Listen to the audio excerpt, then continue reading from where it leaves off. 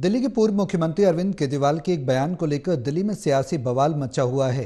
केजरीवाल ने एक जनसभा के दौरान रामायण के एक प्रसंग का जिक्र किया, लेकिन मारीच की जगह रावण को सोने का हिरण बता दिया।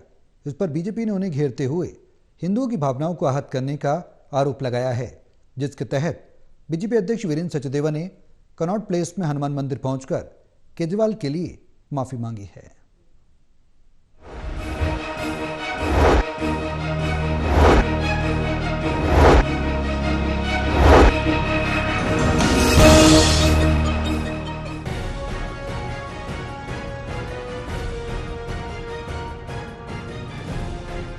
दिल्ली विधानसभा का चुनाव रोमांचक होता जा रहा है। बीते दिन जनसभा में अरविंद केजरीवाल ने रामायण का एक प्रसंग सुनाया, जिसमें उन्होंने कहा कि रावण सोने का हिरण बनकर माता सीता का हरण करने आया था।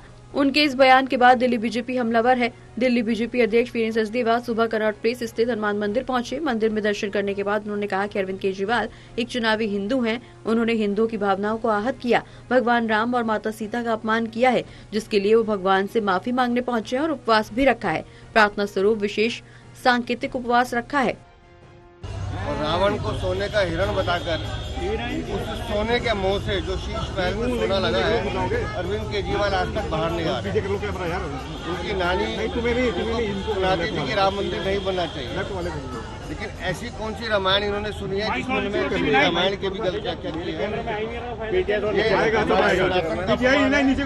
हमारी आस्थाओं का अपमान है, वो तो अधर्मी है, वो तो क्षमा मांगेंगे नहीं, लेकिन प्रभु श्री राम से, प्रभु श्री हनुमान से हमने हाथ जोड़कर क्षमा मांगी है कि ऐसे अधर्मियों को कम से कम माफ करें।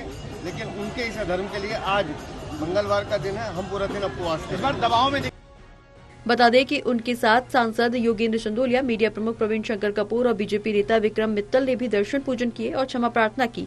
मंदिर में दर्शन के बाद सचदेवा ने कहा कि अरविंद केजरीवाल जैसे चुनावी हिंदू राजनेता भगवान के नाम का इस्तेमाल सिर्फ वोट बटोरने के लिए करते हैं, लेकिन उनका ज्ञान इतना अधूरा है कि वो भगवान की मर्यादा का उल्लंघन कर देते हैं और करोड़ों हिंदुओं की भावनाओं को आहत करते हैं। बीजेपी के आरोपों पर आम आदमी पार्टी और अरविंद केजरीवाल ने पलटवार किया। केजरीवाल ने बीजेपी को राक्षसी प्रवृत्ति का बताते हुए कहा कि बीजेपी उनके घर के बाहर धरना दे रही है क्योंकि उन्होंने राम का अपमान किया, और उन्होंने ये भी कहा कि बीजेपी सत्ता में आई तो वो राक्षसों की तरह जनता को निगल जाएगी।